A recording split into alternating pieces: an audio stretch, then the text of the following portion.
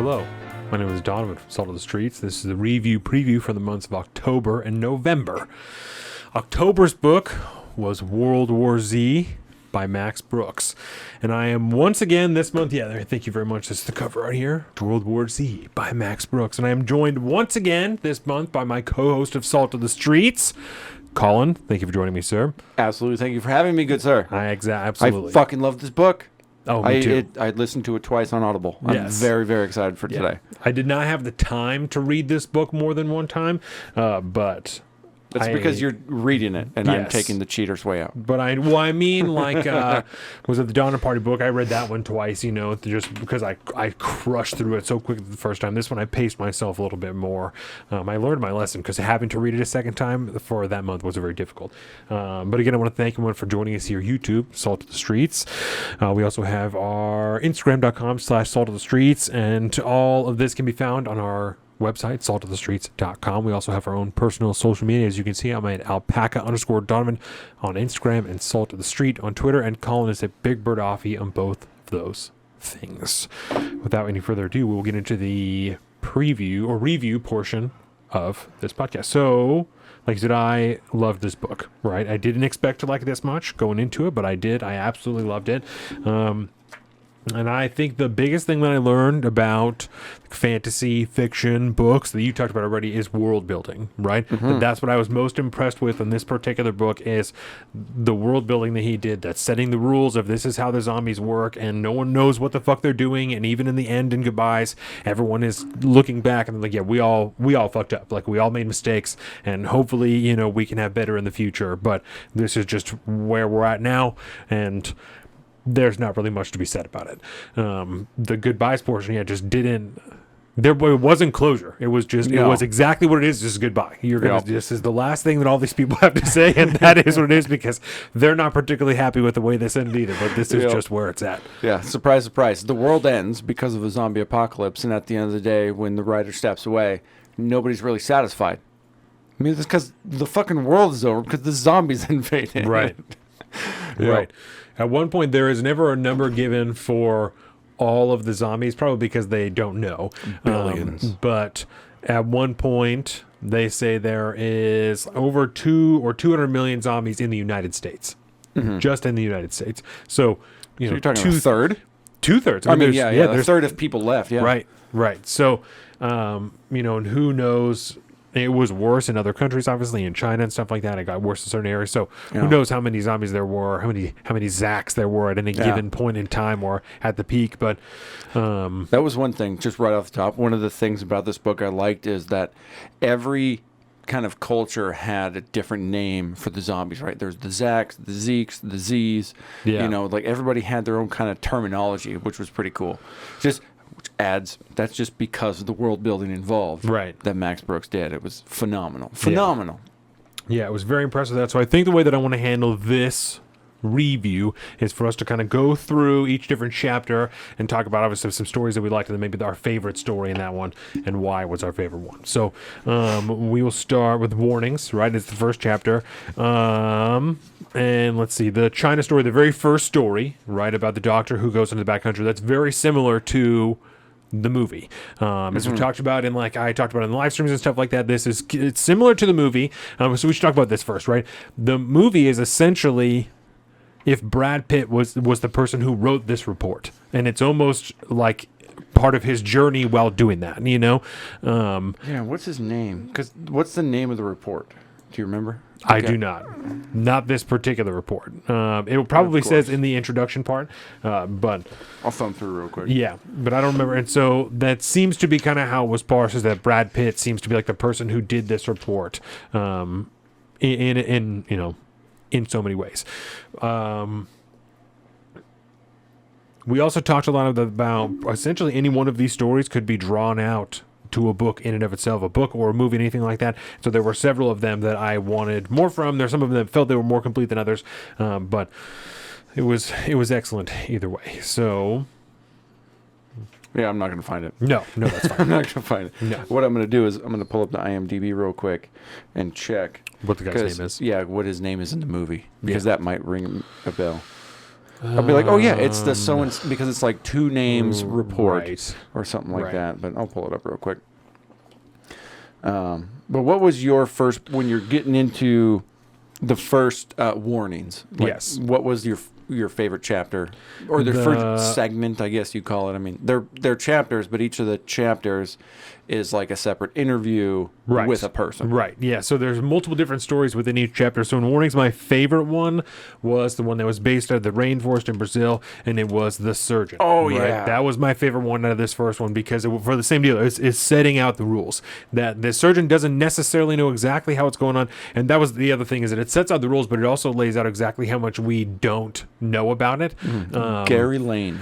And I don't, yeah. It was the Lane something report, wasn't it? He references the report in here, so So it many can't be his times. report, yeah, because he references true. it in these interviews. So, but my favorite one was, like I said, the one in the rainforest with the surgeon because it did what we're talking about, setting out the rules, but also laid out how much they still didn't know even when these interviews were being done. Mm-hmm. So this surgeon was doing organ transplants on like the black market, right? And so he did a heart, and this guy, they said, didn't even wake up from anesthesia. He just reanimated almost immediately after the surgery Because he was out like partying or something like that Yes. that night, and had this like weight, like something is going to happen or something like Yes. that, and then he got the phone call and immediately sprung into action because he knew. Yes. He just knew something was up. And when he gets to the hospital, people are dead already. Some other people are locked in this room, and he goes there to try and figure it out. He says he has a Desert Eagle that he's carrying around and blasts this dude with his Desert Eagle, which is crazy. I love it. A Desert Eagle is an enormous handgun. 50 caliber, right? Is that? Yes, yeah. that is the standard. Yeah, it's a 50 AE is the bullet. They're enormous. And if anybody knows anything about guns, when you realize like that is about the most impractical gun to hold on to, but it is definitely the most like ostentatious, egotistical gun to be carrying around. It's a giant hand cannon. And it will explode the head of a zombie 100%. 100%. You shoot in the face, it will definitely explode its head. Probably a good idea to be carrying that during the zombie apocalypse. Yeah, the only downside, it holds like Ammo. 7 rounds. Yeah, like there's like no bullets in it because they're so big. Yeah. But either way, yeah, so that was my favorite one. What was your favorite Part chapter? of Warnings. Yeah. Honestly, it was the first one because I felt like the darkness of the first chapter, like the eerie creepiness of like stepping into this world that Max Brooks has built. It was nothing but like dark devastation, this weird fog of stuff going on, the government kind of being real shady about stuff in China and all this stuff. Like you knew right from the get-go, like, I don't know where I'm going with this, but I know it's not going to be good. Right. And let's buckle up and get on. That was and it seems like a cheap way out, but it was like the first chapter is the strongest. That's what pulled me back in again. And even when I went to the audiobook version this time, still right in, man, this doctor talking about like treating like looking at the subject and all this stuff, and like kind of like being dropped into this zone where obviously the zombie apocalypse has started. Yes, and the government knows about it, and they're just not saying anything. It's just the vibes you get from that first chapter, like, I'm in 100% sold, take me on this journey, Max Brooks, go. And I loved it. Yeah. So the next chapter is Blame, right? And one of the ones that I really enjoyed was a story out of Antarctica, and this is the guy who made Phalanx.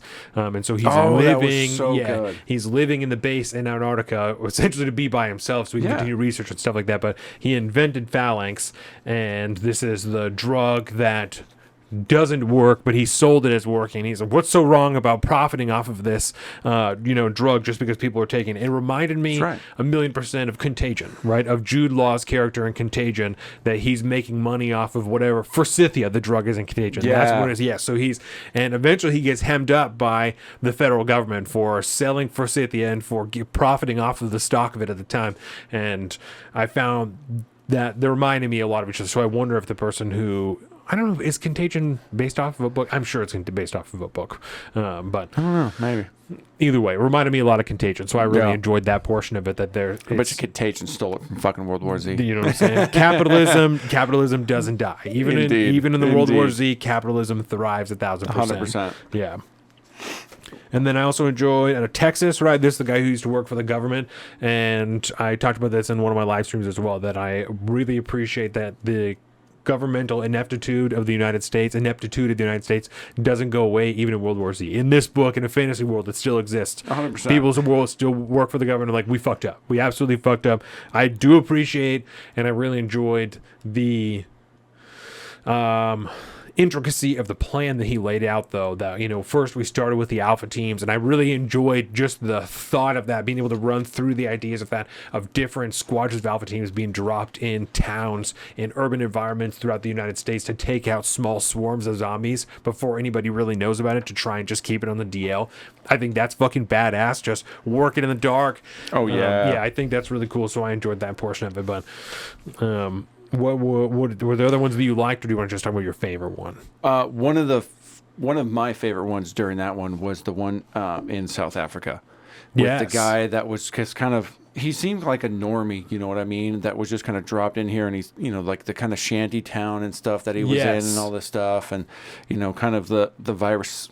It was like this thing that was spreading. Nobody really knew what was going on, but all of a sudden, like, there's this commotion in the streets and people are rolling in, and he gets involved, you know, he like it's breaking through like a shanty building and stuff like that, and then there's like this family there, and he's like trying to get them to come with him, and they don't go, and next thing you know, like, that just, I really like that one because that one added speed to the problem for me. Like, everything that was going on, like, nobody knows what's going on, and all of a sudden you're in this situation where the plague is spreading actively. Right. And your split-second decisions at that point in time, and how you carry out those decisions, end in you becoming a zombie or getting away. Right. And that one, and like, it was just like, I remember being at work listening to it, my fucking heart. It got me going, man. Like, the tempo, everything about that one was great. Right. Mind you, I'm also audio too, so everybody's got a character actor involved for each one of these chapters, and so I get a cool like South African accent of this guy. Huge fan of that accent too. It works really well, and it's so good. Yeah, that was it for me on this one. I think the chaos and the immediacy of the South Africa one, because the woman that you were talking about, she like tries to stab him when he's trying to help her, and she tries to stab him. Yep. And then he starts to get him to grab by what's going on. Right, exactly. Nobody knows what's going on exactly. Yet. And he starts to get grabbed, and so he has to just get the fuck out of there. Yeah. My favorite one out of that, and I've talked about this a dozen times, is the one out of Troy, Montana. The woman who makes the whole town that's designed specifically for World War Z, because it's the same deal that capitalism never goes away. Even though she seems to be well-intentioned because her family suffered during that time, and that's what inspired her to make this town, she's still selling these houses. They're still worth $1 bajillion over there. Capitalism always wins, yes, baby. It never dies. And so I enjoyed that aspect of it. I really, really liked the thought of that. People adapting to the world after World War Z, and the way they learn to deal with that. Because some people, I'm sure, are just going to be like, this, you know, it is what it is now. I'm going to go back and live in a regular house. And this one's like, no, I'm going to design a whole neighborhood. We're going to live above where anyone can reach us. We're going to be able to lift up the stairs. We're going to be able to have stairways and bridges that we can retract into our own houses. And I really liked that. The self-sufficient, the solar panels and water purifiers and everything. Which I think, as we know, as we get further in the book, isn't necessarily it's not like a totally safe place to be. No. But that's about the optimal way to be able to survive around that type of situation. You can still get hemmed up real easy if the wall comes, you know, and shit like that. But it's not a bad way to try to live. Right. We learned about that with the guy in Ireland when he was talking about the different castles throughout, you know, kind of the United Kingdom in Europe. And that was a really good chapter as well. Yeah. And also because the Queen just died, you know, and like to hear him talk about at that time. We're like all over the place on this one, but it's still all these things just paint the picture. Like, like to hear him talk about like the reverence of the Queen and like trying to get her to like leave the estate and stuff like that. She goes, no. I'm like, no, I'm not leaving. This is where I'm at. I'm like, I will be here. What was the line? It was like not until the end. It was like I can't remember the exact line. It was so good. It was like to the end though. Yeah. Like, I'm gonna be here throughout. I will be here with you because you are my people. I'm the fucking Queen. I'm here. Yeah. And it was like, because then she just died on top of that. And I was like, it's so good. It's so good. Oh. That was fantastic. So the chapter after that is the Great Panic. This one is also very contagion, right? Yeah. Of just how quickly everything collapses. You can see kind of people working together at first, or they're sharing information, they're doing stuff like that. Yep. Even in the grocery stores and stuff when things are panicked. And what's Lawrence Fishburne's wife, in Contagion. Lawrence Fishburne's wife is in the grocery store. People are still like chill, they're panicked, but no one's beating each other up or anything. No one's getting raped like they were in World War Z because shit was getting crazy out there. Yeah. In that movie, his wife was getting raped up in the store, or almost. Yeah. I would say, but to that same scene in the movie, there was that moment where he had just kind of rescued his wife from that moment, right? And then there's this cop that comes in, and they're like, oh, and the cop just walks right in and like grabs some things off the shelves and then fucking books it out. He takes baby That's food is what it is. Yep. Yeah. Yep. He's just putting baby food into a grocery bag. So good. All of it, dude. Yes. Because the movie is not a substitute for the book. No. And the book is not necessarily a substitute for the movie. But the two of them in concert make just a bigger, better World War Z. Yes. I was there for it. So in the Great Panic, some of the ones that I really enjoyed in India, when the guy's working through the ghost shipyard, right? Everything is all the ships are kind of broken down. And the thing that I found most interesting about that was the social structures still intact for some of those people. Some of the people still obeying the caste system after there are zombies running around and everyone's just trying to survive. There's still some people that are like, if you're an untouchable, you're not getting on this fucking boat. Boo. And that was crazy to me. Just also, a pleasant reminder to know that the caste system still exists in India today. Yes. There are still untouchables in India today. Yes. It was just a wild thought experiment. And I began to think about in America, and I think I talked about this in some of the live streams too. If, in America, if there are people in the KKK or whatever, that if the only boat left is full of black people, are you going to not get on it because you're that racist? Are you going to not ask for help, or vice versa? Are you going to not help a black dude? There's going to be some serious Daryl Davis shit going on real quick. Yeah, so I found that really interesting because I'm certainly it will happen. There definitely will still be people that are so filled with hate and so filled with vitriol. They're like, absolutely not. Even in a potentially world-ending pandemic, I will not help you in this scenario. Yeah. And I think for that one specifically, it got to me, that one, because like it was kind of like an offhanded remark almost in that chapter, if you will. Like it was just kind of like, yeah, they're still doing that thing because they're still tied to that. I don't know. But like that, we don't have, like in America, we don't have like a deeply ingrained social status like that. You know what I mean?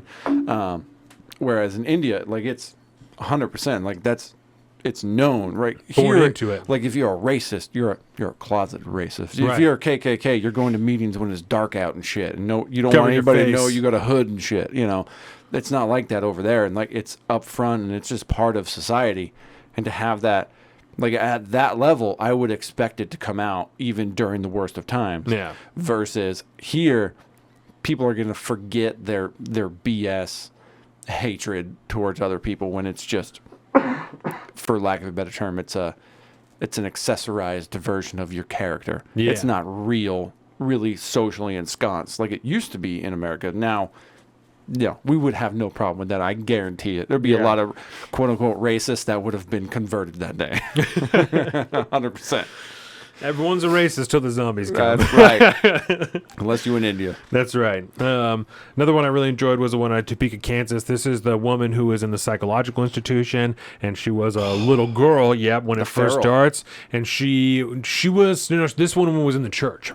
Right. Mm-hmm. So she was eventually. But in her story, she was like retelling a story of when she was in the church with a bunch of these other people. Her mom fucking tries to choke her out. Yes. And then somebody kills her mom and like starts to take care of her. Dark as fuck. It's super crazy dark, and this starts to highlight the psychological effects of World War Z and children, especially who grow up in that, and the different ways that it will affect them. This woman's completely insane. Yes. She's absolutely crazy. She's screaming and stuff like that. She's hitting herself. She's multiple characters to the story. It's crazy. There's a lot going on there. You should have been there during the audiobook. Because this is because they make the point, like this woman is older. Yeah. Right. And for some reason, he says she's like attractive or something like that. But she's Right. an older woman, right? An adult. But when she's talking like she's 6 years old. Yeah. And that just adds like a whole nother level of like serious, you're listening to it. And I'm at work and I'm surrounded by people and I'm like, I'm really, really uncomfortable listen to this. Yes. And then she starts describing, she's like pounding on the table. And, Right. and it's like, and then she has her moments of like screaming and her siren voice that goes on. And I'm just like, this is not, but it drills home to me, at least in that portion there, because like when you think about the interview being conducted, it's like, I almost feel like it almost works better in an audiobook, because a lot of these interviews are being like, it's him sitting down with this other person. Yeah. And, you know, and it's actually funny. I didn't say this yet, but Max Brooks does the narrator version of this. So he's the interviewer. That's awesome. Which is so cool. So it's him interviewing these other people. That's awesome. But yeah, it's so uncomfortable, that chapter, man, but it is so powerful. And like you said, it illustrates that moment when like you have to listen, like the second time around I listened to this, and I'm like, like this woman is like trying to kill her daughter. Yes. Because she doesn't want her daughter to become a zombie or whatever. Like you have to take guesses. You have to kind of make assumptions at that point, just based off of the world that he's built already, and like the you know, all the externalities involved at that point before that whoever it is kills her. And it's so dark, dude. It is so dark, and it is even darker when you hear this grown ass woman who is the actress playing that voice, doing that like 6-year-old child's voice. Fucked up. This is fucked up, but so good. This is the one that started to make me think about my own life in a World War Z, zombie apocalypse, having children and stuff like that, and just how fucking wild that would be. You know, just how horrific that situation would be. Not only if you were just a single person who lived alone in the country or in the city or in the whatever, but to have a wife and children, a baby, you know what I'm saying? Baby. To have a baby right now that just cries whenever it cries, and that's horrible. Walking Dead did something like that at some point, right? When they had a baby or his whatever. wife had a baby. Yeah. Like that's horrific. Darkness, dude. Horrific. Darkness. Yeah. Another one I really enjoyed out of the Holy Russian Empire. Yes. Right? And this was the decimation that at first they're just throwing their soldiers at the zombies. They're just trying to get them to figure it out. Like, don't worry about it. Don't worry about it. Eventually they start forcing them to kill the other soldiers until 10% of the soldiers are finally gone. Completely horrific. I love the different ways that Max Brooks highlighted the different ways that various countries would go about handling this. You know, not only through like the Rediker plan, like we'll talk about in the next chapter, but just different societal structures like this. We need to beat these people into submission so that we can try and get this handle on it the best, because we don't need any revolution, we don't need any craziness. So they talked about that. Multiple people did in America, that one of the biggest issues with the rebels, people in Appalachia, stuff like that, get the fuck out of here. As soon as the country falls apart, they kick the government out. They don't want any help for anybody. They want to be completely left alone, and they'll just start shooting at you if you get too close to their property.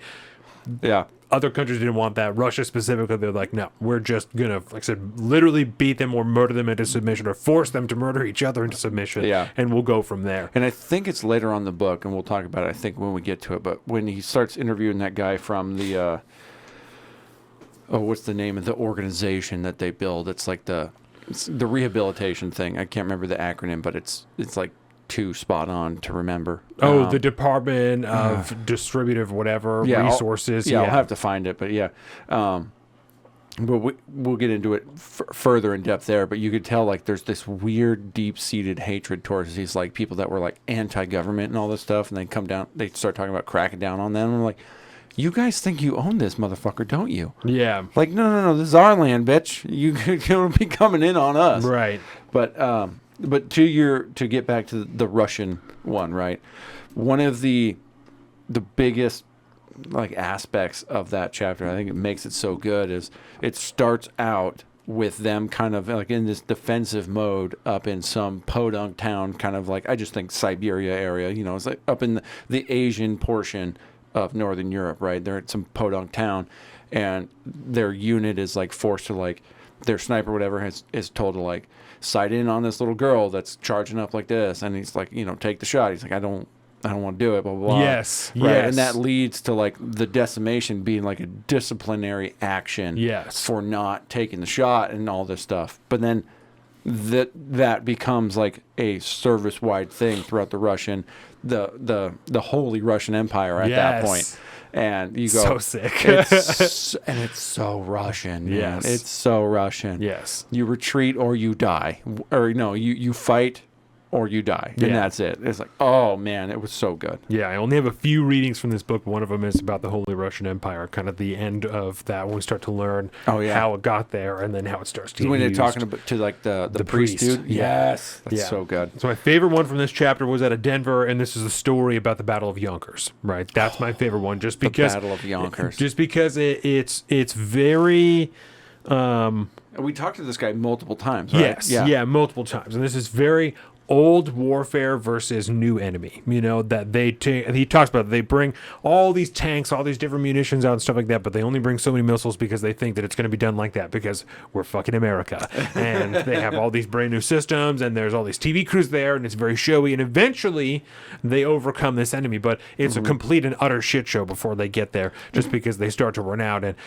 it becomes horrific. Do you remember the name? Like, I remember him talking about the system that each of the soldiers had. It was like the soldier, I can't remember what it was, but it was like this top-down kind of like strategic electron. I just envision it like having a mini map on like a first-person shooter game. Land Warrior that all these servers, all these soldiers have access to. That becomes, that works in like a modern day fucking proxy warfare and shit that we're doing. Talked but about like, how not it's good for zombies. How it's like so Land Warrior allowed every soldier to have the information of an entire command post and let the command post control those soldiers as a single unit.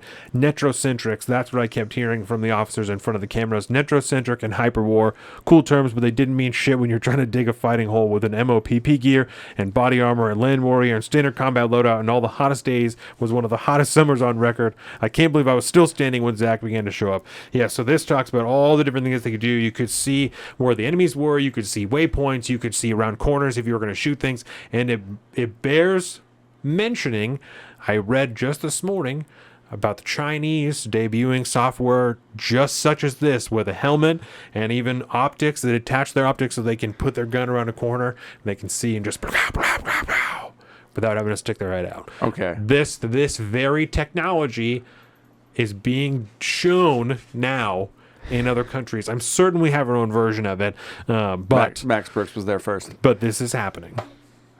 And I will say this, the mop gear that those guys are rolling around in. Yes. Just do some Google searching about like Desert Storm and stuff like that, because we invaded Iraq with everybody sporting mop gear because they were afraid of like chemical warfare. It's Mustard like these gas and stuff. Crazy ass bubbly, chemical warfare suits. If you've seen Jarhead, then you've seen these suits that they're talking about. Yeah, they covered a little bit in that HBO show Generation Kill. Yeah, too, a little bit, which was, and it's just, bro, you're invading a desert. I mean, you're in this hot. And it's Yonkers, bro. I mean, I know where Yonkers is. I lived in that area for a long time. Them summers are hot. Yeah. They're humid. I don't want to be sporting mob gear in that type of shit, especially if I'm trying to fight fucking zombies. And dig holes in underneath cement, you know what I'm saying? So whatever is underneath a road, all those layers. Oh, yes. No. Horrific. No. Yeah. As somebody who used to build roads, it's a lot of rock. Yeah. You got to get through first. What was your favorite one out of the Great Panic? The blimp, the Zeppelin dude. When he was first watching it go along, and he's up there, and it was as part of like this something civilian air or the Civil Air Corps or something like that. And he's up in this Zeppelin watching this freeway, and these people in their cars, and like the swarm of zombies just come in, and he's watching these people that are just helpless, making bad decisions. Like somebody is in their car, which could have provided like at least a few hours of safety or like a chance to get away or something like that. Taking a gun out and shooting a zombie through the window. Right. Destroying their only line of defense, and then it's over. And I'm like, that tone was just that, as far as like the Great Panic goes, desperation, devastation, and darkness. Yes. Perfect. And I never thought of this until just now, but I appreciate just now, that he continues to give a higher and higher view, right? He does this view from the blimp, but first it's from the ground. It's everyone who's experiencing it on the ground, and then he does from the blimp, and then eventually he talks about the guy who's in the space station. You look at that's very interesting. We'll get to that. Yeah, that's lit. That's very interesting. So the next chapter is turning the tide, right? And I think the biggest thing to take from this chapter is the Rediker plan. That the very first story is out of South Africa, and we find out that this is a Rediker who is in an insane institution, an insane asylum, and he just is telling the story as someone else. Yeah. We read the sign on the door at the end of there. it. Yeah, we read the sign at the end of the story on his door that says that this is the man that you're visiting. Yeah. So I have a little bit about the Rediker plan because there's a couple of different countries that have their own version of it. Is it spelled out like Rediker? Like because his name is like Pete Rediker or something like that. Something like that. Paul Rediker, I think. Paul Rediker. And because in the audiobook, it is like the deepest South African accent you could imagine. And so like not reading it this time around, just listening to it and all this stuff, like I didn't realize it was Rediker because he's like, it's the try to do that accent. It's like the Rediker plan. Oh, okay. It's the Rediker plan. It's Redeker.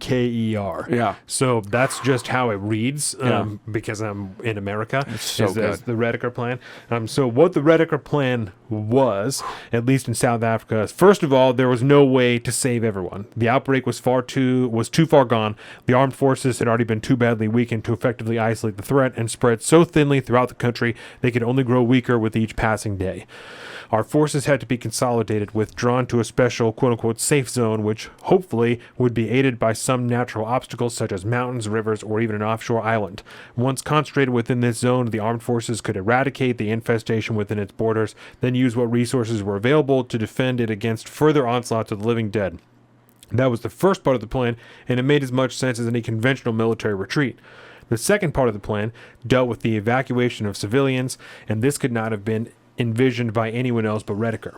In his mind, only a small fraction of the civilian population could be evacuated to a safe zone. These people would be saved not only to provide a labor pool for the eventual wartime economic restoration, but also to preserve the legitimacy and the stability of the government, to prove to those already within the safe zone that their leaders were quote-unquote looking out for them. There was another reason for this partial evacuation, an eminently logical and insidiously dark reason that many believe will forever ensure Rediker the tallest pedestal in the pantheon of hell. Those who were left behind were to be herded into a special isolated zones. They were to be human bait, distracting the undead from following the retreat army to their safe zone. Rediker argued that these isolated, uninfected refugees must be kept alive, well defended, and even resupplied if possible, so as to keep the undead hordes firmly rooted to the spot.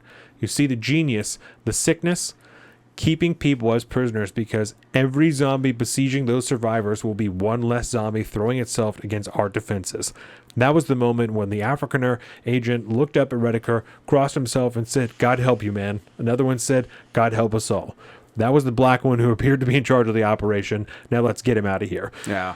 Yes. That part was awesome. Crazy. Yeah. Yes. And so multiple different countries have their own version of this. Germany has one that's called the Prognow Plan, and I think like 3 or 4 different countries are given. Yeah. That one was dark too, man. Yes. That guy, he pulls him in, because this was during the Great Panic, I think, this chapter. Yes. Right? Yep. And it was this, and the voice actor is like this awesome kind of like German bad guy that you've seen in 1,000 different movies, but you'll never know who his name is because he's super, super, super German. Yes. But like it was so good to listen to that. And he is part of that, like a military unit that's being withdrawn as part of their version of the plan.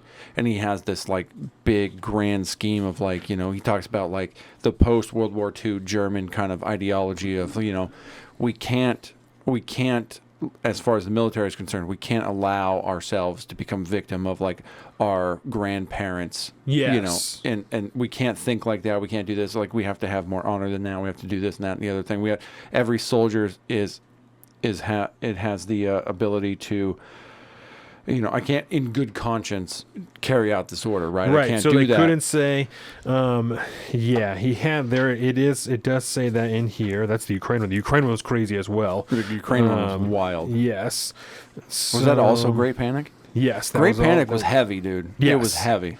But yeah, he has that moment where, you know, he retreats and all this stuff, and he has this grand plan of going to his commander, and he's going to, like, go kill his commanders and the whole staff and all this for ordering the retreat and, like, essentially leaving all these civilians and an existing, you know, military unit that he had served with at some point, like in Bosnia or whatever, to just to die, because he knows they're all going to die. And he's going to go do that, and then he gets back and all this stuff, and he realizes the commander killed himself. And now he hates the commander even more now, because he knew that this is what it was going to have to take to put this in order, and the guy took the easy way out and just offed himself. Right. It was so good. Yes. So good. Yeah. I think my favorite one from this story was the one out of Manitoba, but the girl lived in Waukesha at the time. Yes. And so her and her whole family like bugged out north, and they were living around that lake or whatever with all those people. I mean, we kind of talked about this, that in the beginning, you know, they're all chill and they're sharing. Cool, man. And this one, again, is very contagion. It kind of underlies just the degradation of society and how quickly that happens, that it's just within 2 weeks or whatever that everyone is chill at first and they're very friendly, and then they're really kind of getting nasty at the end, and eventually they're fucking eating people. His mom. All of a sudden, we're right next to what's the Donnerbuck? It's the Indifferent Stars Above. All of a sudden we're at the Indifferent Stars Above, and we're just eating people because we got to survive. Her dad's hitting her mom. It's a whole deal. Yeah, it's super dark, super duper rough. Yeah. But I think that was my favorite one out of the Great Panic.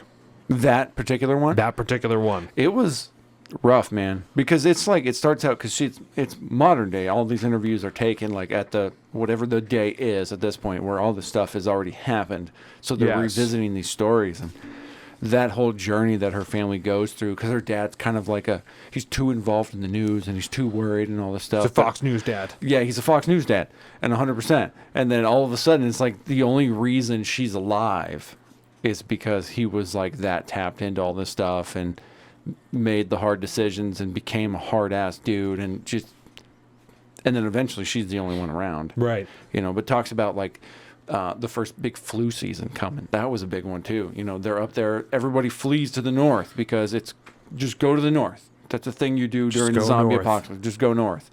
And they pick up that hitchhiker on the way up, and then all of a sudden they realize she's got like a bandage on her hand and shit like that, and they just drop her and say, peace, we're out. Bye. Peace. But yeah, her shift from being like this fat kid to like now she's up there as an adult after living and surviving through all this stuff, going through during the wintertime, smashing zombies' heads that are half frozen with the crowbar. Yes. And recounting the story. That one was super, super dark. Yes. Oh, this whole book. I just can't. The next chapter is Homefront USA, right? And so these are all stories from the United States. Some of the ones that I really enjoyed was the one out of Wenatchee. This is the guy that's in the wheelchair. And he starts to lay out... Governor Hot Wheels? Yes. He starts to lay out some different social aspects within America of World War Z. This is when we start to learn about like the Quislings and the Ferals and people like that the Quislings are people that are not infected but start to assimilate themselves with the infected, and they act infected, and they'll still attack you and they'll bite you and shit like that. And I think this guy gets attacked by a Quisling, and so I really enjoyed that one just because of how wild that is. And later we start to get into different things like the F critters, the different animals that have turned zombified and stuff like that, and then also the lamos, the like warlords of post World War Z apocalypse land. Is it the wackos? The lamos. Yeah, the lamos that are the warlords of the post World War Z apocalypse land. And there's a couple of different, I think maybe just one big story about the military having to kind of do battle with the lamos to take back some certain areas, and that I found really interesting. I'm trying to think of any offhand. I'm like re-thumbing back through. Oh, that's the one in Malibu. Okay, yeah, I remember this one. Malibu, California. Yeah. He was he was like a mercenary dude that was like going to provide security for that like super rich family or whatever. Yes, the super rich people, right? And they're in this little yes. compound, and it's like all these like, pop idols and these like, celebrities that have no idea what the fuck's going on. But then like the zombies come in, and at some point he realizes like, I'm not here to do this, man. I'm the fuck out of here. And it's like all these fucking rich, upper class people that are just better than you, and they know it. just getting their comeuppance finally, and it's all told through that dark fucking mercenaries background. And that one, I think it's refugees that come. It's the refugees that break into their house. That's what it is. That's what it is. Refugees come break into their house, and they just take all their shit, and they try and lock down. And then the zombies come behind the refugees. Yeah, because he's like, I'm not here to do this, man. Right. I'm not killing these people. Yeah, because that added on to this complexity. Like, I'm not here to kill these refugees that are just trying to. They found out where, because they were like watching. They're live streaming it, or like a television. That's what it they was. have a television show about it. Yeah. It was so like 2022, man. It fits so well for right now. Because there's definitely motherfuckers that would be doing that right now. And I'm just like, oh man. I can envision some YouTube personalities that are definitely doing this at the zombie apocalypse. Yes. And guess what? We found Shia LaBeouf, bro. We're going to find you. Here. Oh man! So my favorite one from this chapter was the one, on the National Guard base, the Air Force base in Tennessee. The woman who was the pilot, Gavin Blair. And this is Gavin Blair escorts me to the office of his squadron commander, Colonel Christina Aliopolis. There you go. Yes, that woman, I liked that one a lot. It's the same deal as the one in Topeka. Of just the lengths that not only that the human mind will go to, but the things that it will do to try and preserve you, right? To try and get you to keep going. Because this was, I'm obviously not a psychologist, but my best estimation is that her mind is trying to trick her so she will continue to try and live. Because her brain doesn't really want to die. Her body wants to continue to live. Even though she's tired, she wants to give up. She doesn't know, she's scared, she's all this stuff. But her brain is going to do whatever it can to try and get her to continue on. So it will go as far as to cause her to fucking hallucinate and create entire characters and entire worlds and other stories so that she can fucking survive. And what was the name of the gal? Because it was all the hallucination was basically her talking on a radio with someone else that were like an established kind of network of random radio stations. Civilian like air watchers, were looking for planes that went down specifically, and they were trying to report them. And this one was saying, the one on the radio supposedly is saying that she saw that, and so she reported it. You're just waiting. You just got to try and get out of there. So she's leading her through all this stuff because apparently she knows this area very well, and she all this stuff knows all the rules of the Air Force and all these things. Yeah. And then in the end, she finds out, my radio was broken. Who fucking cares what they say? I know this and blah blah blah. So I liked that one a lot. The different psychological aspects. Well, yeah, and because the entire time, the whole aspect of this might not be true doesn't come in till the very end. Yes. And so you as a reader, as a listener, have this established in your mind that this is a lady on the other end of this thing, and she's getting her through this thing, and they're gonna, it's gonna be, it's this whole deal, and there's a relationship that builds. There's this camaraderie, and there's this, it's obviously you're in a life or death situation, and this person essentially is acting as your lifeline throughout this whole deal. And then at the very, very end, M. Night Shyamalan Ding Dong style, there's this twist where the government, and she's like, the government said my fucking radio wasn't working, blah blah blah, and you're like, oh shit, yeah. You just did that by yourself, man. So it doesn't come in till the very end. Yes. And then that hits even harder. So good, man. Yeah. Everything. I just can't. I like that one a lot. I can't. The next chapter is Around the World and Above. And this might have been my favorite chapter of the whole book. Because we could probably sit here and do every single one of them as all of our favorites. Yeah, I had to narrow it down. I have 4 of them written down, just ones I really liked. One of the ones the first one that I read that I officially wanted more was North Korea. That when they just disappear in the tunnels and just no one ever knows what happens to them. Or they assume they're in the tunnels. There's a guy in South Korea on the DMZ. Yeah, and so he's talking about how they just eventually all signs of life disappeared out of North Korea, and I wanted more. When I found out we just never found out what happened. Yeah. I was like, fuck you don't know. I wanted more, and especially because in the movie, we talked about, when Brad Pitt goes to, I think he's in South Korea, they have the guy who's in prison. It's what's his name? This is David Morse is his real name, but he's the ex-CIA agent. He's selling guns to the Russians or something like that. And Brad Pitt interviews him.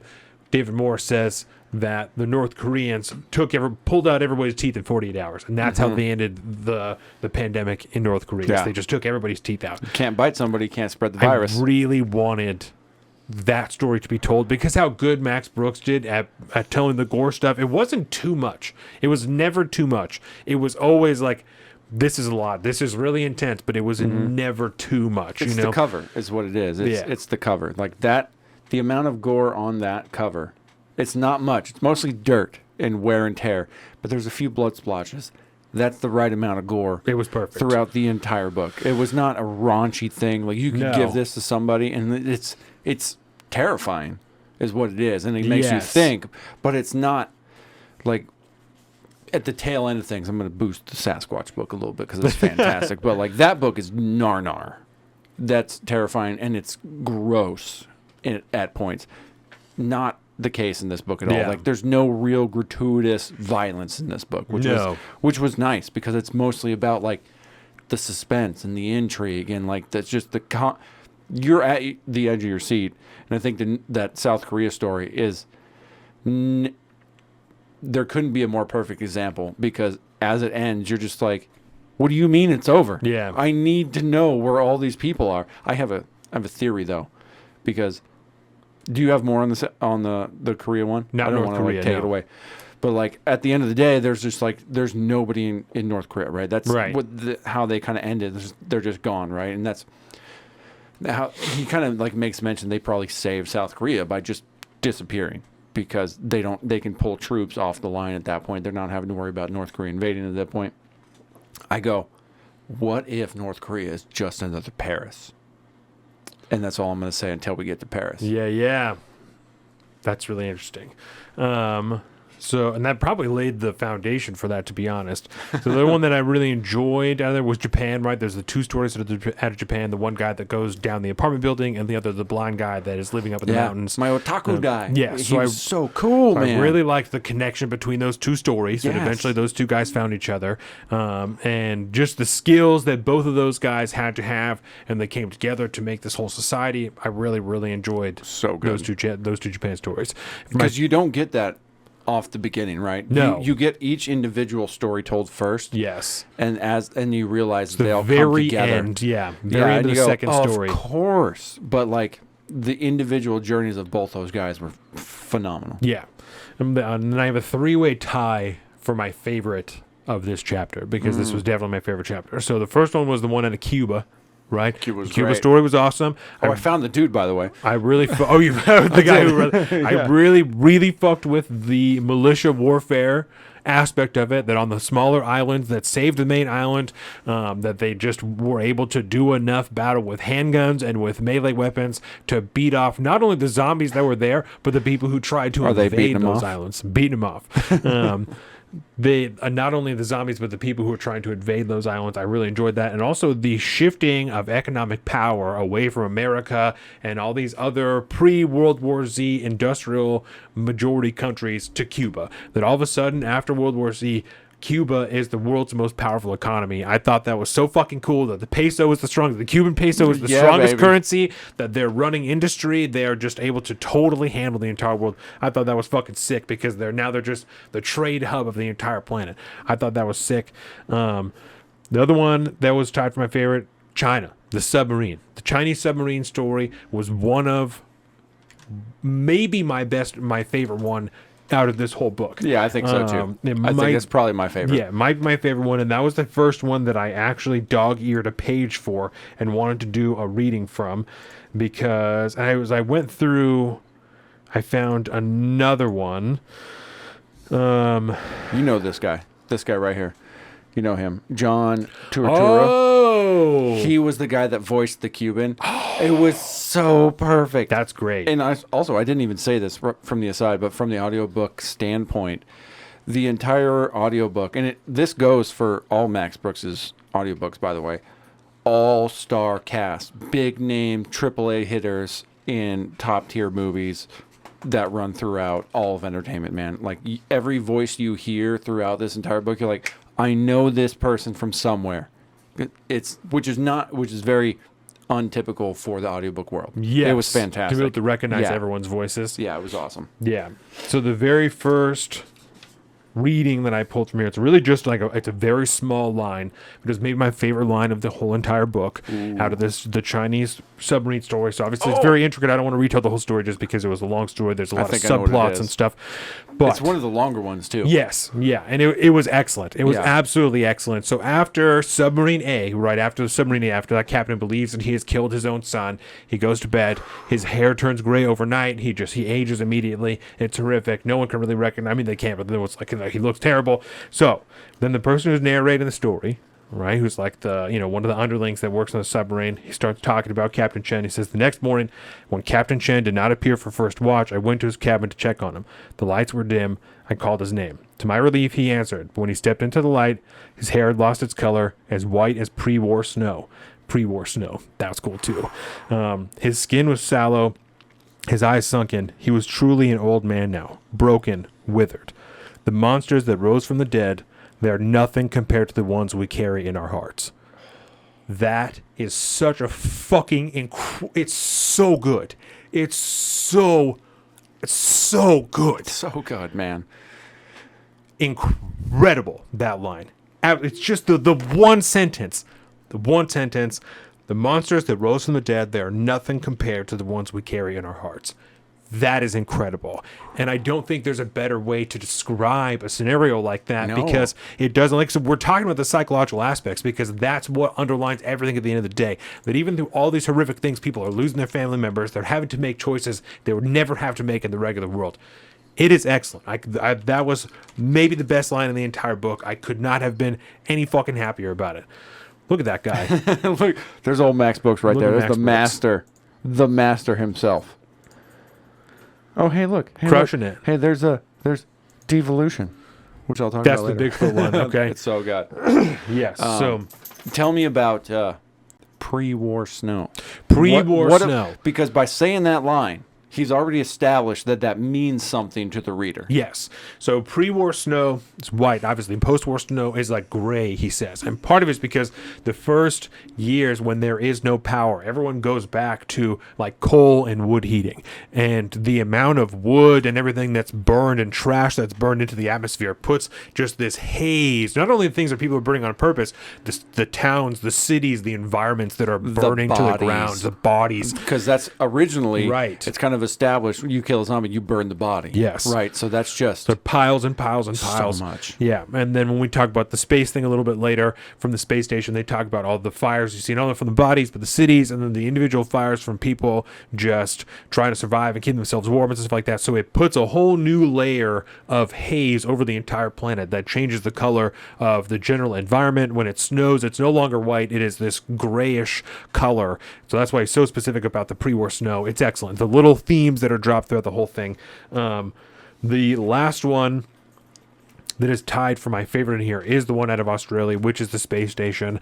Yes. And that perspective of World War Z, literally from space, the highest that it could be, being able to see everything, and then they're able to tap into the different satellites that are floating around the planet so they can see down to the ground. So they're talking about at some points they can see the bones break, they can see muscle and skin tear. I mean, they can see everything. That zombie in the desert, bro. Yes. Bro, it was like digging at a hole because it was going after some kind of It was like a gopher, like a sand gopher or something. And it was just like days, and then all of a sudden one day, just got up, stops, left. Yeah. After 3 days of digging and digging and digging, it just gets up and leaves because it loses the scent, and it's done. Yeah, and that was one of the aspects there is because there's so much reliance throughout the whole book on modernized communication and GPS imagery and satellites and so on and so forth. Like, and there needed to be, as an author, when you're trying to build this world, you have to put something in the story to be like, there's a reason all this can still be possible, right? And it's because these people out of Australia linking up with the Chinese up in space and essentially like maintaining the satellite networks that are there. I think there's a thing where they talk about like they have to do like maintenance on certain satellites and stuff so that they'll continue on. And like the only reason that this book could become a thing, according to the rules that be, is because of these motherfuckers up in the ISS, along with their Chinese counterparts that joined them from the Chinese space station and stuff like that, because they were able to maintain that the level of global coverage and this and that allowed the people on Earth to establish the communication lines, to do all these different things, and to maintain all their intelligence and all their imagery and all the stuff to get to that point so that they can carry on and do this thing. Because ideally, without that dude and without his story, being up in space, looking down on the world, maintaining satellites, they don't have the technology, they don't have the capacity to carry out the war the way they did. No. That culminated in the survival of the human race. So Land warrior, all that stuff. Yes, without this dude, there is no book. Yeah. He's the linchpin fucking chapter in this entire book, which is, it kind of makes sense that it's probably your favorite because you're like, dude, this guy's the most important. It was, plus just the cool factor of like, you're watching it all go down, man. You don't have to deal with zombies, but you every day are watching everyone else around the world deal with the zombies. And the continuation of themes, the Civil War in China, when they go to the Chinese satellite and they have to surmise kind of what they think happened there. They're like, oh, maybe, you know, this is just a carryover of the Civil War that happened. Then one of these guys is a loyalist, the other guy wasn't. No. And yeah, that was pretty wild. That I just, like I said, the continuation of themes. I really, really like that. Yeah, there's one thing, remind me to talk about it later because I think it's a good cap on the whole thing. But Brushfire War. They mentioned the Brushfire War a lot throughout the whole book, and it was like what sounds to be like basically a damn near global conflict that predated essentially the zombie apocalypse and all the stuff that we hear in World War Z. And I want my own book about the Brushfire War. Yeah, that predated all this stuff. They kind of we pick up after the Brushfire War happens. And I want to know what happened there because they mention it a lot throughout the whole book, but they never get into it. We just know it was a dark chapter in human history that led us to this point, essentially. Right. So the next chapter is Total War. Total War. Yeah, Total War. And one of the ones I really liked out here Box Formation. Yeah, is the first one out of Finland. And this is the guy that is the head of the Joint Task Force for like the UN or NATO or something like that. And I like this one because he was in the United States. What page is that? This is page 270. That I have here. So he said, I stand next to General D'Ambrosia in the CIC, the Combat Information Center of Europe's answer for the massive US D-29 command and control dirigible. The crew works silently at their glowing monitors. Occasionally, one of them speaks into a headset, a quick whispered acknowledgement in French, German, Spanish, or Italian. The general leans over the video cart table, watching the entire operation from the closest thing to a god's eye view. So this is just another attack that he is watching over, and he's just kind of talking about the general state of the beginning fight against the zombies, right? And the thing that I pulled most from this was what I talked about earlier, that he says there was 200 million zombies just in the United States alone. And so it just kind of starts to give you an idea of the force that they are up against when they're trying to retake these different countries. And one of the other ones that I really liked was out of Denver. This, again, we're talking to the same guy that we talked about who was in Yonkers, and he was also in the same fight in Hope, New Mexico. And this is what you were talking about, where they make the square formation that was modeled after Raj Singh in India. That was another really cool story too. And so this guy was in the two different battles of Yonkers and in Hope, New Mexico. And again, the same deal of old warfare versus new warfare, the different tactics they had come up with, the different weapons they were using. They had different armor, they had different camouflage, everything was different at this point. They weren't using land warrior anymore. They were not using tanks really. They were not using a lot of these big munitions. It was just small fire teams of 2 people at a time who were rotating in and out. There was there was therapists there to kind of tell you when you needed a break for a little bit. He's had really nothing but positive things to say about this new experience in Hope, New Mexico. Pull you off the line and give you 5 while someone else is step in. I mean, it was like logistically planned to the T. It was like a well-oiled human machine at that point of just a kill box for zombies. Another one I really enjoyed was out of Nebraska, and this is the same type of deal where they just start to go over some of the different technology that they have. This one actually out of Nebraska is with the dogs, and so the dogs was money. So I liked. That got me. All the different technology in this chapter, the different military technology in the first part that we were just talking about, the Battle of Hope, New Mexico, and then just the different kind of layers to it. In this one, the dogs, the teams that they had of small dogs to get into, dachshunds and stuff like that, to crawl into tiny spaces, and then other bigger dogs to protect them. I told you, it made me think of Up. You know, in Up, that guy, whatever his name is, I don't remember, who Charles Muntz is his name in Up, who's in the blimp and stuff like that, and he has just a gang of dogs out there in South America that has collars on, and they all can talk and communicate with each other, and GPSs, and he's taught them to do all kinds of different shit. That is what this reminded me of. That's an Up, like the balloon house movie. Yes. So I gotta rewatch all right, that. Here it's we been go. A while. This is subplot on it. Right, we're going to Up now. Hashtag Disney Plus.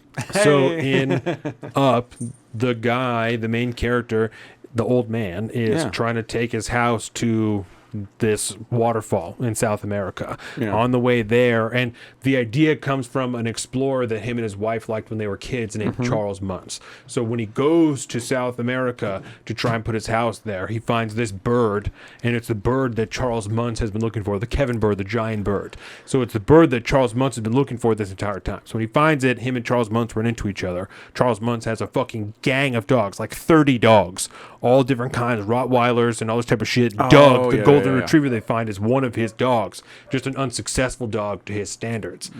Right, so Doug helps them, and so it's like a bunch of dogs that fall off of a cliff, and like all kinds of horrible stuff that happens. But heartbreaking. It's the same deal. They have collars with GPSs and communicators. They can talk to humans. They know how to do all this kind of stuff.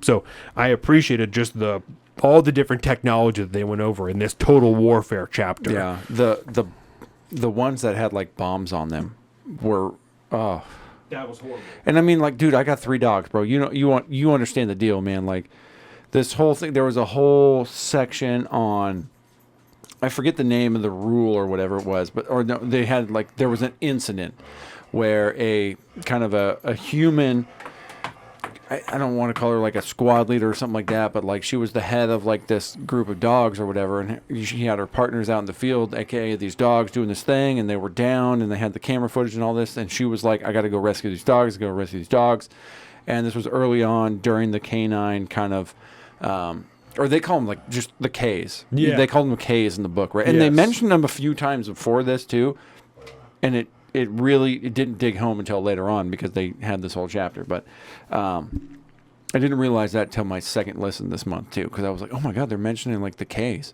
multiple times earlier on, like during the Total War phase. But ultimately, like her partner's down, aka this dog is down, and she wants to go help him, and these people like try to stop her, like, you're gonna get killed, you're gonna do this, and she fucking blows their head off. And after that point, they have a rule now where like, no, they can go out. It's okay. If they don't come back, they don't come back. We get it. But we're not going to sacrifice operational integrity because of that situation there. And it was so... And the whole time in that chapter, like, there's that little dachshund that's, like, jumping up on his lap, and he's, like, petting her. And occasionally she wakes up and then goes back to sleep. And because this guy's running, like, a retired... It's like a retiree...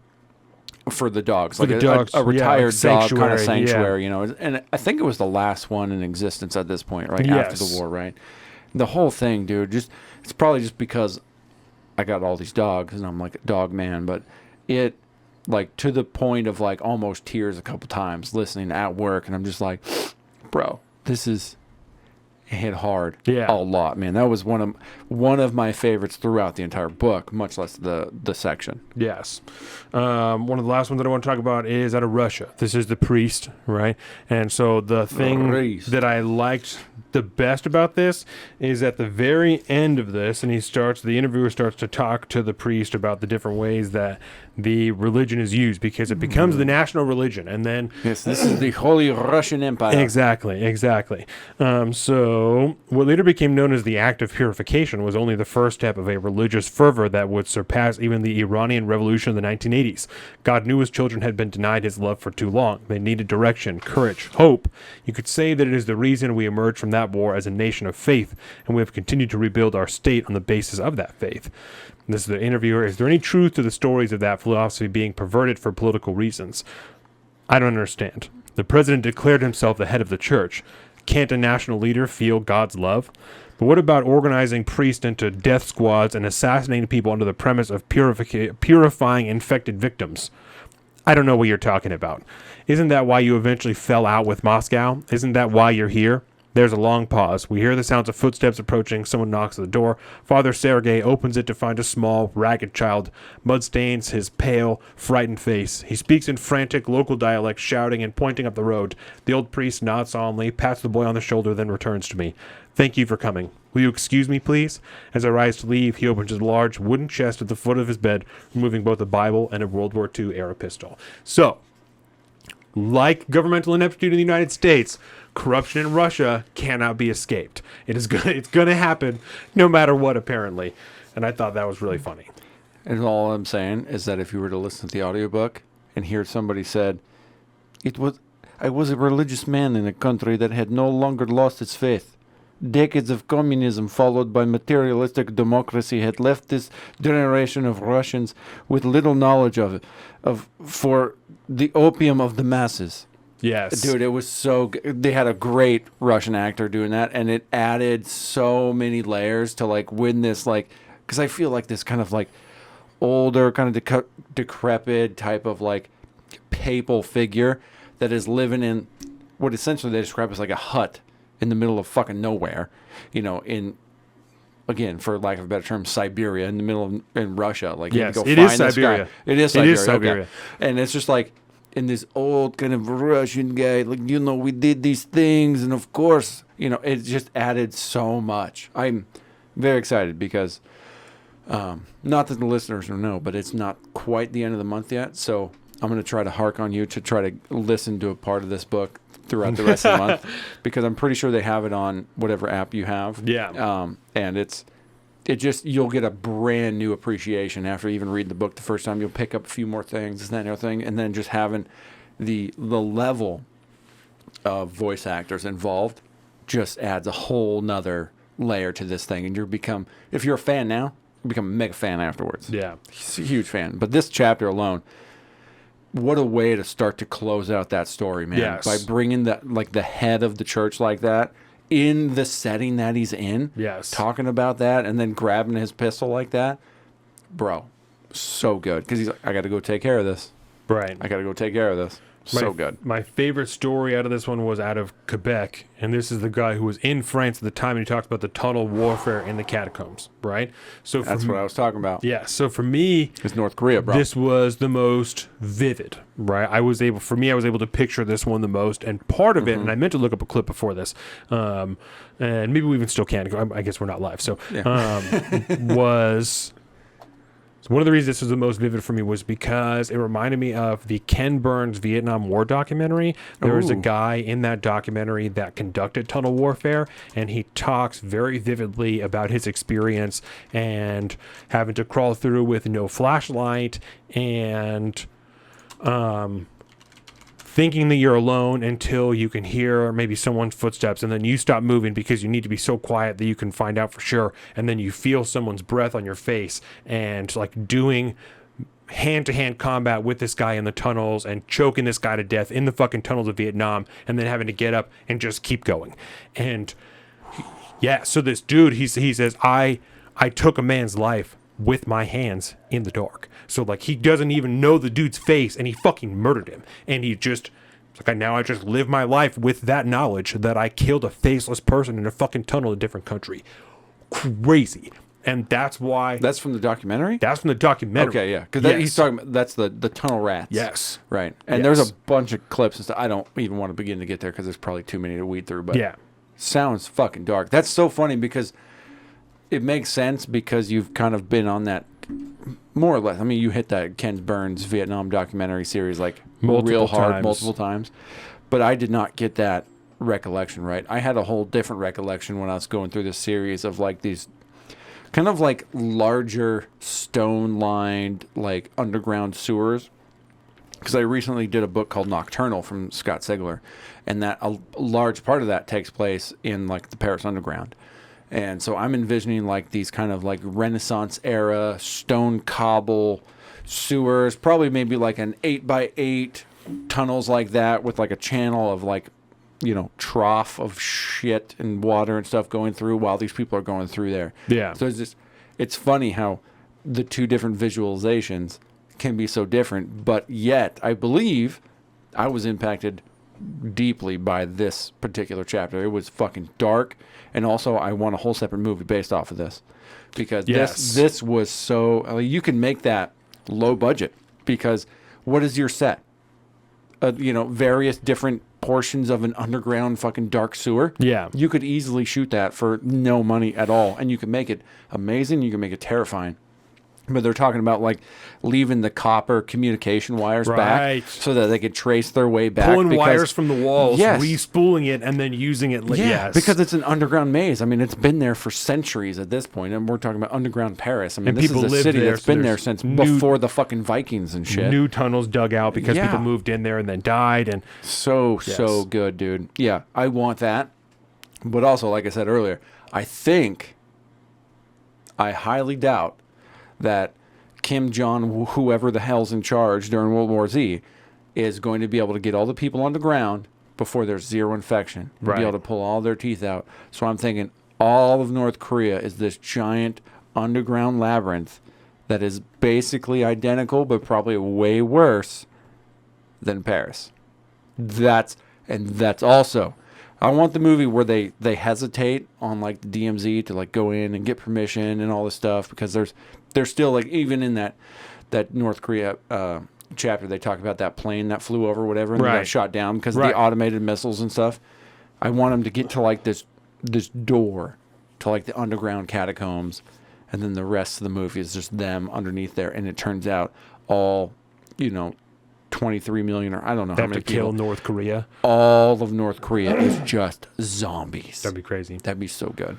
I sent want you. I found that clip and I sent it to you on Signal. Oh, So if you pull it up, then aren't I you will, you're just in podcast mode. Yeah. Look at you, dude. Yeah, if you pull it up, then I'll give it a little. Okay. This it is takes, it takes a clip I was second. talking about. Yeah. And then you cut it and smash it together. I keep like trying to vamp because I forget we're not live. That's funny. I try to open up Signal. It's like, all right, cool. I'll get to you in a minute. Just click me and let me hang out for a second. That's really funny. No, it's rather frustrating. No. There it goes. Dude, this is so good. I got to tell you. And you do have to try to. You got a week. Get the You can audiobook smash in. it in. You give a solid day, especially because we got podcasts coming up, but like you devote like a day to listening to just listen to it all day. Yeah. You won't miss much. We Get can it catch done. up. It'll be you'll be like, yeah, no, I love this even more now. Yeah. The bottom one. Oh. DuckDuckGo, fake news.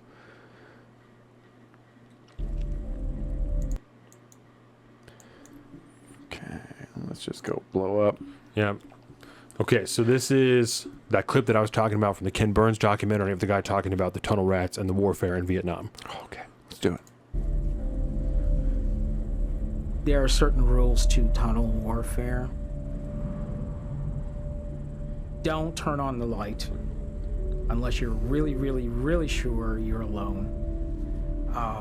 Use your senses. Do your first killing as quietly as you can. That means don't shoot. I chased somebody into a tunnel, met them at a bend in the corner in the dark. I thought I was alone, and then I smelled their breath.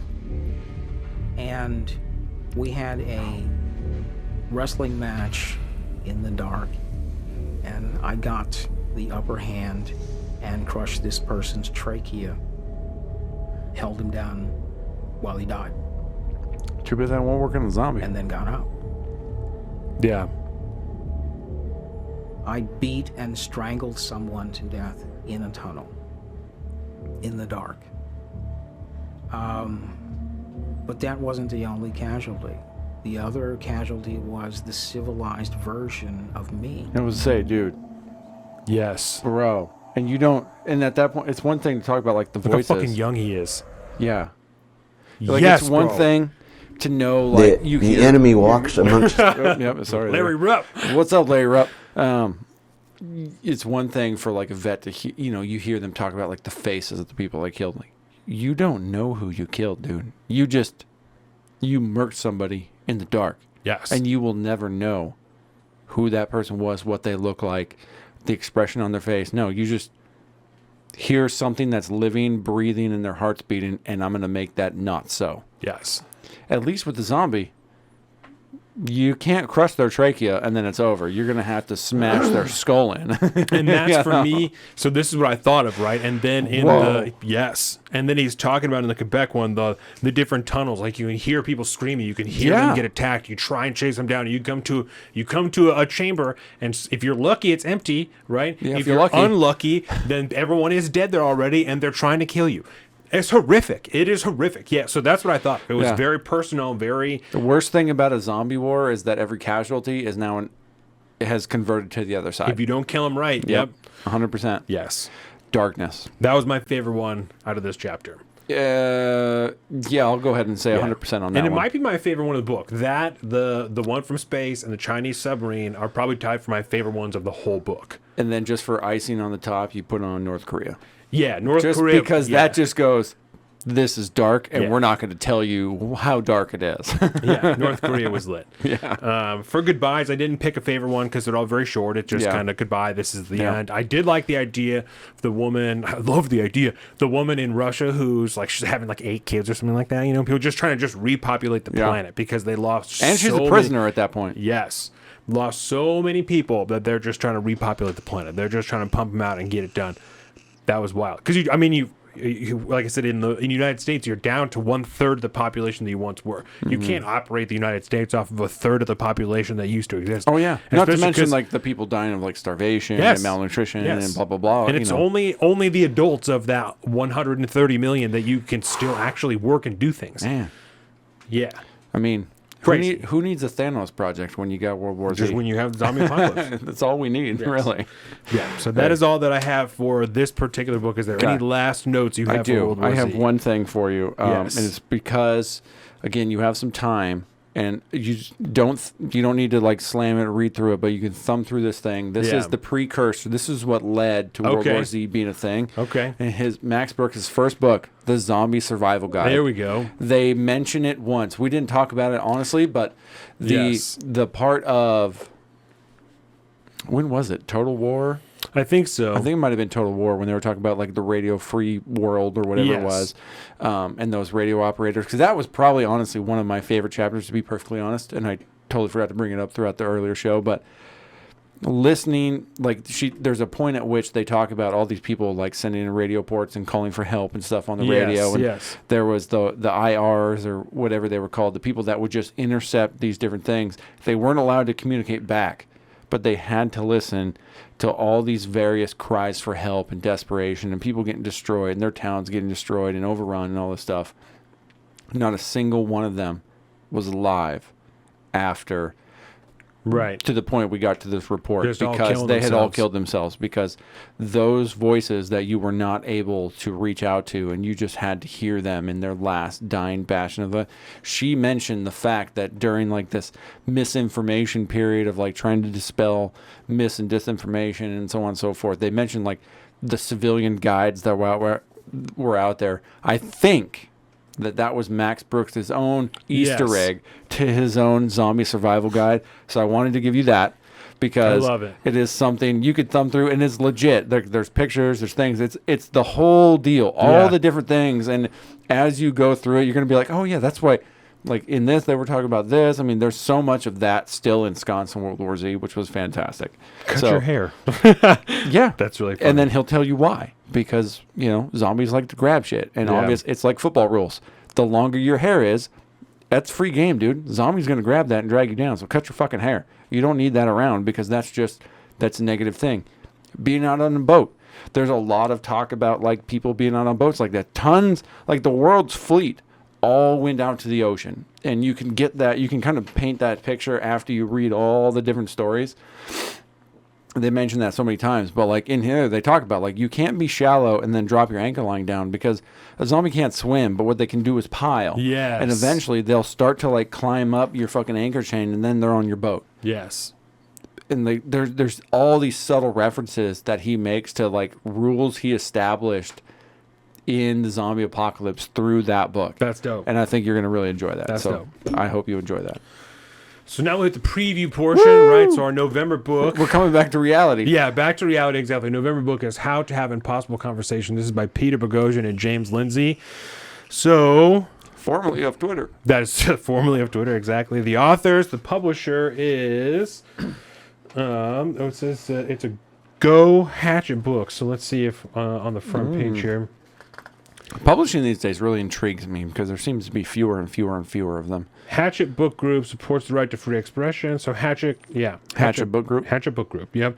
And it was printed 2020. So this is only copyright 2019. So there we go. The year 2019. Why did I pick this book? November, Thanksgiving. That's why I picked this book, because we're all going to go home. We're all going to see our families for Thanksgiving. We'll have difficult conversations. That's always part of the deal. It's like, don't talk about politics at the table, blah, blah, blah, blah. This book is going to be your guide, because Thanksgiving is, the 24th or something like that? I don't know. Something like that. Let's see. It's like the last Thursday. It's the 24th. Is that one of those holidays where it's like, it's not a specific date? It's like always the last Thursday. Yeah. Okay. So this year it's the 24th. So you could definitely finish this book by then. We'll do the page and pace now because this book is not that many pages. A lot of it in the back is references and notes and stuff like that. Let me get my calculator. So yeah, let's see. Oh, this one is short. I do this every episode. I'm just not always on mic. It's 178 pages. Whoa. That is all. And then let's just say by Thanksgiving the 24th. Yeah, divided by 24. That's 7 pages. 7.4. 7.4. Yeah, okay. So we're going to call it 24th, right? And we're just going to do it then. That's the last day. The review preview still won't come out until the 1st. We're going to do the regular time. But the 24th is how long you have to finish this book, because you will need it when you go home for Thanksgiving to see your family. So still 7 pages a day. That is nothing. This is probably, even with 24 days, probably the shortest one that we have done. 198 pages. Yeah, that is pretty nothing. quick. Get ready, because Jarhead is a little bit heavy. The copy that I have is short, so maybe that's why it's so thick. Well, that is part of why it's so thick. But it's like short. Yes, that way. Yeah, in stature, the height of it is a very short book. Indeed. It's probably 2/3 the size of this book. Yep. And They call that mass paperback. Yeah, there you go. So that's what it is. So I don't know how big it is in like a standard sized book, but that's the one for December. But I'm excited. Yeah, November. This is a book here, How to Have Impossible Conversations, a very practical guide by James Lindsay and Peter Boghossian. So we will pick a random page out of here and read a paragraph. Awesome. There we go. I'm excited. Yeah, that one's kind of a list. Unfortunately, I don't think I'm going to join you on that one. Oh, boo! 7 pages a day. Boo! All right, this is from page 101, paragraph right in the middle. First, do no harm. One reason you shouldn't introduce facts or evidence is to avoid giving your conversation partner a reason to defend her positions.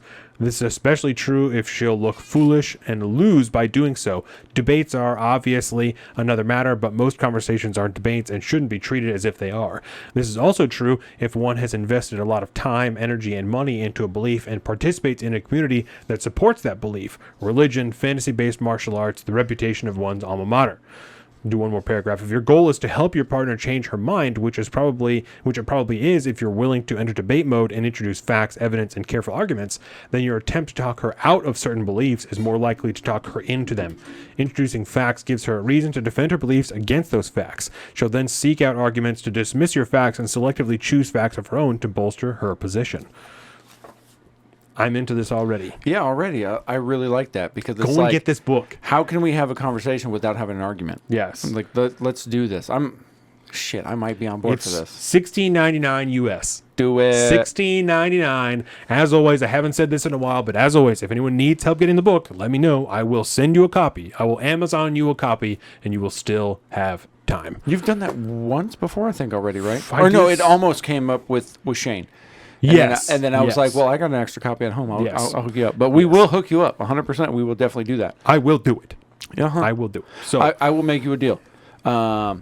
You buy me a copy of that book. Fucking deal. I'm gonna buy you a copy of the Bigfoot book. Oh, from yes. Max Brooks. Yes. And then we'll do a book exchange. Love Let's it. do that on the next episode of the Love podcast it. because I love it. it's so good. You need to be a part of it. Deal. I need somebody to talk to about this fucking book. Deal. The last order of business is the live streams. We're going to go with 2 again this month because it's a short book. And if we're going to do shorter on the schedule, the last one would have been the 22nd, which is only 2 days before the end of the book. Yeah. So you'd only have 14 pages left. What is the point of that? So we will do live streams on the 8th and the 15th, right? Those are the days that we're going to do our live streams. They are going to be at 8:15 in the evening on Tuesday, as we always talk about, on the 15th, November 8th, November 15th. It's going to be great. And with that, I want to thank everyone again for joining us. I want to thank you, Colin, for joining me on this episode. Hey, man, I fucking loved this book so much. Couldn't have done it without My you. whole zombie thing has been rekindled since this, and I appreciate you for helping me get back into this world. So thank you. Absolutely. With that, I want to thank everyone again for watching. You've been watching us here on our youtube.com, Salt of the Streets. We also have our Instagram, Salt of the Streets. You can find all of this, including our own personal social media, at saltofthestreets.com. I am at alpaca_Donovan on Instagram and Salt of the Street on Twitter. And Colin is at Big Bird Offie on both those things. Thank you, everyone. Keep booking it up.